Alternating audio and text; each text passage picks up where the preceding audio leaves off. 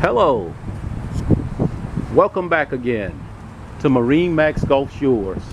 Today we'll be taking a brief look at this 2019 275 Grady-White Freedom.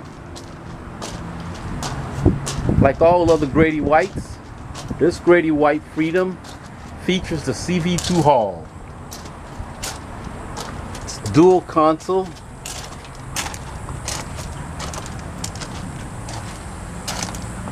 with twin 200 Yamahas on back. Let's pop aboard. As you get aboard this 275, you see the nice lounger, prep area, like all other Grady's.